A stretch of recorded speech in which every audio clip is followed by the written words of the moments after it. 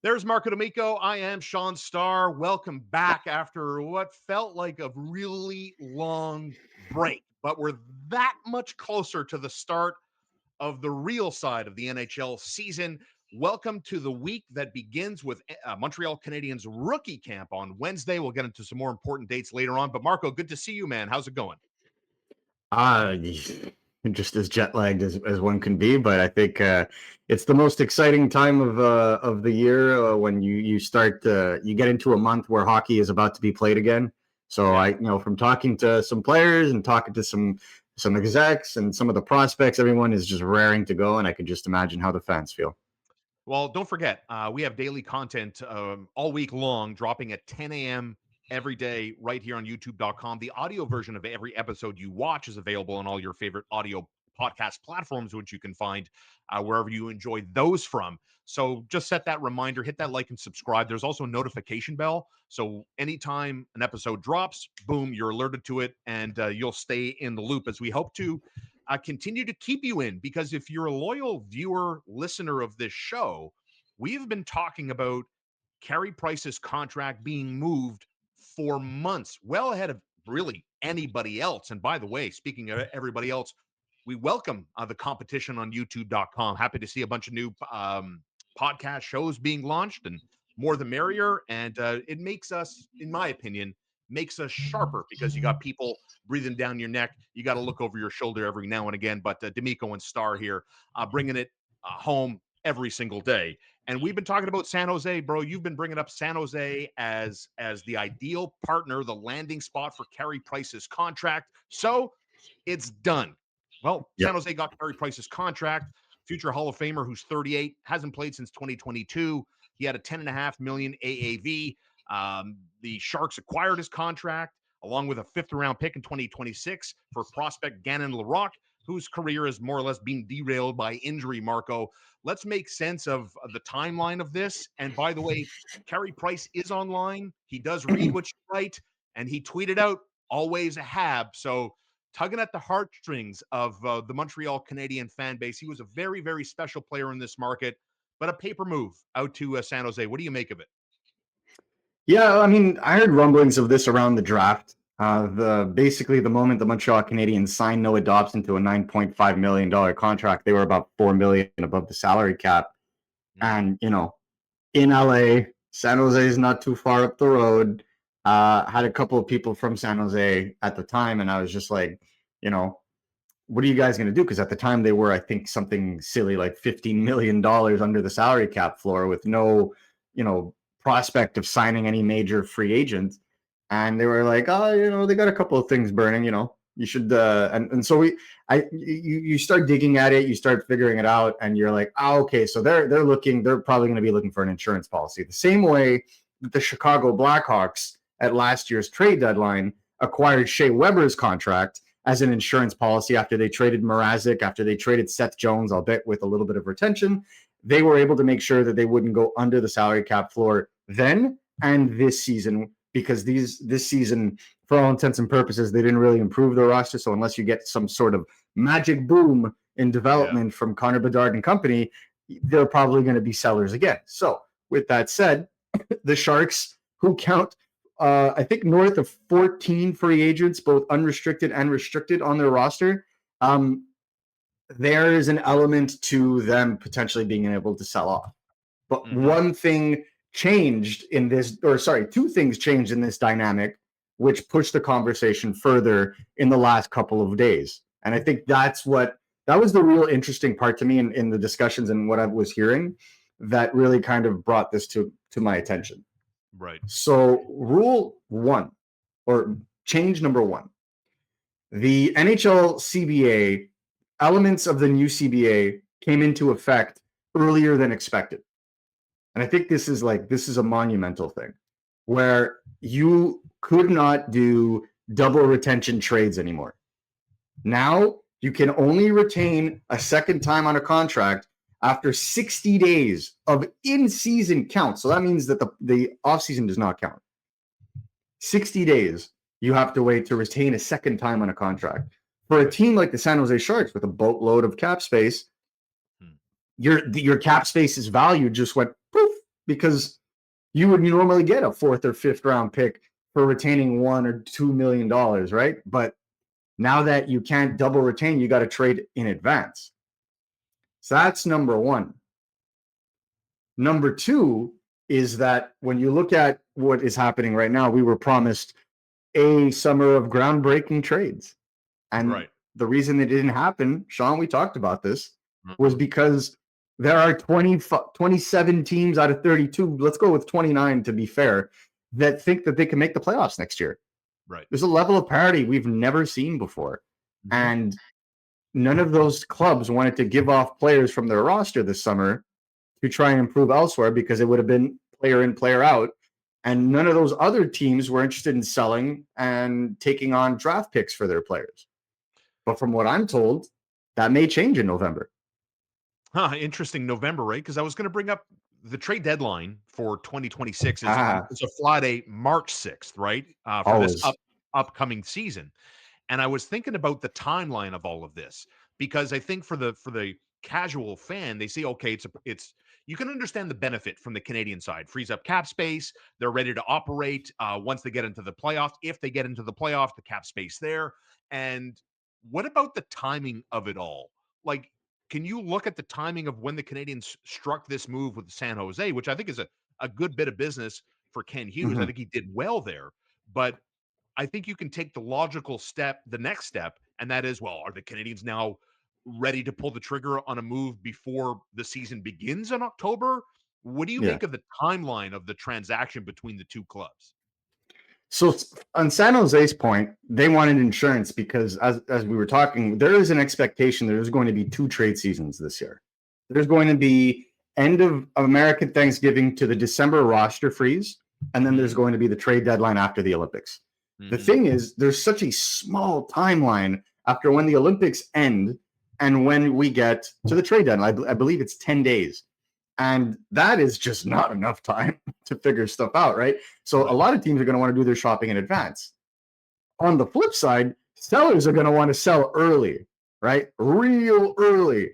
And people are going to say, oh, well, they didn't do that in 2023. It's because no one had cap space. Everyone was waiting to the trade deadline to maximize their accrual. Now, everybody's got cap space. Even those using LTIR got boatloads of room. There is not one team that is going to have less than $1 million in cap space come November. So when you factor that in, teams are going to want to sell off because there's the Gavin McKenna, Keaton Verhoff, you name it, draft. 2026 has scouts drooling already. And you have a team like San Jose that's going to want to take one last crack at the elite of a draft class before they say to themselves, it's time to start moving up. Same thing with the Chicago Blackhawks. But on the flip side, and this is the thing that's not being talked about enough, is those buffer teams, right? You look at the New York Islanders, the Boston Bruins, Seattle Kraken, Nashville Predators. If those guys are in the basement of the NHL standings, they're basically going to pack it in early, try to trade off some of these guys, get some younger assets, get some picks, 2 things the Montreal Canadiens have a lot of. Yeah. And, try to tank it to get to the bottom of the standings to get a better shot at, potentially winning the lottery or one of the lotteries. And I think because we saw 2 teams in the tens win the lottery last year in the 2024 draft, teams don't necessarily think they need to finish last to get a real shot at this. And so this is what I'm being told from NHL execs is that there's going to be a push in late November, like we saw last year where the Colorado Avalanche decided to revamp their goalie tandem because they were unsatisfied. Like the Nashville Predators decided they needed a reset. There's going to be teams like that are going to be making moves, like the New York Rangers that decided to move Trouba and acquire Urko Vakanainen and trade away a guy like Capo Caco.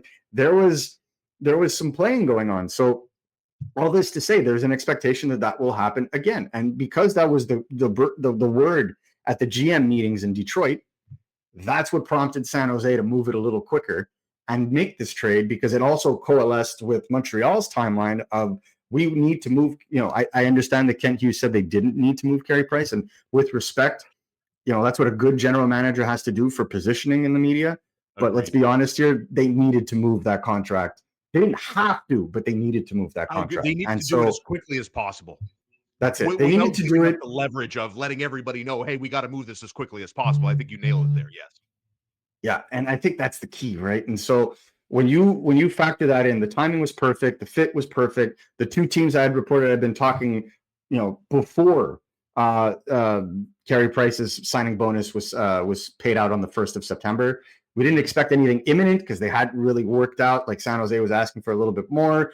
Canadians kind of worked them down as we see. And so here we are. But now what is the question of what is this set up? Well, this is key because the Montreal Canadiens, for the first time in 5 years, are starting the season without the need of LTIR. Crazy. What does that mean? They've got about $4.5 million in cap space today. Yes. That becomes $9 million in cap space in December, I believe. That becomes $20 million in cap space, give or take. Please don't. I'm mental mathing here, so please don't correct It's me in the comments. 4.6 and up to over 20 million come playoff time. Yes. Come deadline time. Playoff cap space is going to be another thing. Yeah. Another thing. And we can get into playoff cap space because that's another thing entirely. But it just opens up the possibilities. And the Canadiens want the goal of trading Carey Price this early is to leave themselves open to possibilities. Does that mean the Canadiens are going to make a trade today? From what I'm hearing, the market is extremely dry, very dry. And so it's going to take things cracking open to see where things go. Because I was told by one exec in the Western Conference whose team is desperately looking for a second line center, there's nothing out there. Believe me, we would be willing to overpay right now if one were available. And that's not even coming from a team like Montreal. So you could just imagine, if a player like if a 2C was actually made available, the Montreal Canadiens not only would be in tight and trying to acquire that player, but they would have all kinds of competition. And so that kind of creates an opportunity for them to be a little bit more patient. They're going to have a conversation and see how things go with Kirby Dach, obviously, and we'll get into that later. Yeah. But when it comes to chasing that 2C, I feel like unless something happens on the team from an injury perspective, they won't force it. They want to leave themselves open to that opportunity the same way they left themselves open to the opportunity of Noah Dobson, and a situation occurred that made him available where they had the assets that the New York Islanders were looking for, and a trade came to be. It seems to be one of those ideal worlds that actually does exist here in the context of Carey Price to San Jose, where it works out well for both teams. I think it allows San Jose to maybe move some players in or around the deadline. It keeps them above the floor of the NHL salary cap. And we'll see what happens with Misa. They're going to burn the first year of his contract. I don't know. We'll see what happens in San Jose. Because what did I read? They're at 49 contracts out of the 50 that you're allowed. So we'll see what kind of maneuverability. But this isn't a San Jose Sharks podcast. But what I would like to see, and I'm very confident, Marco, in the new regime in Montreal, that they're aware of the social media presence. They're aware of that Carey Price, I'm always a Hab tweet on X last week, that I can see a romantic world in which his contract expires. The Canadiens give him one of those retirement one-day contracts, and he will officially retire as a Montreal Canadian. There's part of me that almost expects that. So I interviewed Josh Georges last week, who's a very good friend of Carey Price's. They live not too far. Yeah, they live not too far from each other in Kelowna. And the quote that he sent me the quote that he told me was, every time Carey thinks about hockey, it's about the Montreal Canadiens. It's who it is. No matter what happens now with his contract, this was before he was traded. This is all just numbers. He'll always be remembered as a Montreal Canadian. It's in his DNA. So again, and at the time, like, Josh didn't really want to give too much away. I think there was kind of everyone kind of knew that contract was moving, but the idea was, and one of the other things he said is, it's very rare for players to go out in hockey on their own terms, and I think it's clear in this case. But I feel like the Montreal Canadiens are going to turn around and make this right and have him officially retire. You're seeing it more and more in hockey, and I think it's just the right thing to do. My expectation, it'll probably happen, as of July 1st next summer. But I think for a player of Carey Price's stature and what he did for the organization all those years carrying the team on his back and whatnot. I think Mhm. this is the right call, and it will eventually happen. And as always, right? He is the second best goaltender in my lifetime that I've seen put the pads and the sweater on representing the Montreal Canadiens. Patrick Roy sits atop that mountain for me. I was lucky enough to see the two Stanley Cups that he helped bring to Montreal. And as we know, I mean, you're not playing NHL hockey just to go through the motions. You're trying to win titles and win championships and create legendary status. But as you said, and I wouldn't disagree with the wording of your statement around Carey Price, how he put that team on his back and tried to get them, damn you, Chris Kreider, get them as far and as deep as possible into the Stanley Cup playoffs. I mean, he was Mr. Saturday Night, and Yep. he was a price of admission player to me. And I remember at the time when he got that generational contract, right, that reset the goalie market.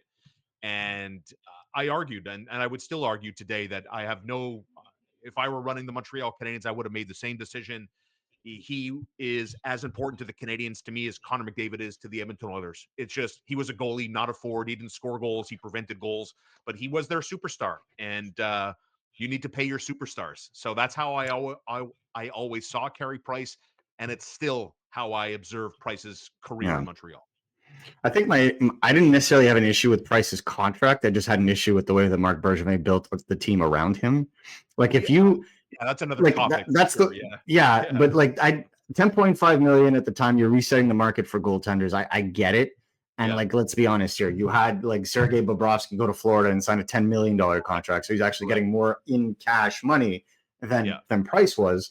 yeah, But I think where I stand on this is like if you had a salary structure like the Florida Panthers have, or like, and I'm not talking about this summer, but like let's go even to last year. If you have a yeah, salary structure like them, where Bob is like one of your highest paid players, but you have a Barkov and you have a Kachuk and you have a Verhage and you have an Ekblad and you know, then that makes sense to give your elite goaltender that kind of money. My issue is always that contract would have looked much better and more palatable if there were other elite talents around him. yeah. And I think, Totally. and again, I that goes back to putting the team on your back. That's where I stand on this. It's just unfortunate that the best center that he ever had was the tail end of Thomas Plekanec's career. Yeah. I thought you were going to give us a David Desharnais drop there. No disrespect to Max No, no, Pacioretty. no. Always had his back, though. I did appreciate that. There's Marco D'Amico. You can follow him at Edmund D'Amico. Read all his latest to RG Media. And don't forget, new episodes drop weekdays on youtube.com at 10 a.m. You can support us by supporting our sponsors like Little Bear, littlebearonline.com with free delivery. And you can find them on St. Catherine in Westmount across basically from Alexis Neon Plaza. So everything you need for your cat, for your dog. It's a family-owned business. You know, we reflect back on the COVID pandemic and everything else, and how we all rallied around supporting local. Well, here we are, well past the pandemic, and let's keep that front of mind in terms of supporting local and Little Bear and Little Bear Online are exactly that. Sometimes I'm loco. I haven't really got much sleep back from Italy, but happy to be back here with my boy Marco D'Amico. And don't forget, we'll see you tomorrow at 10 a.m.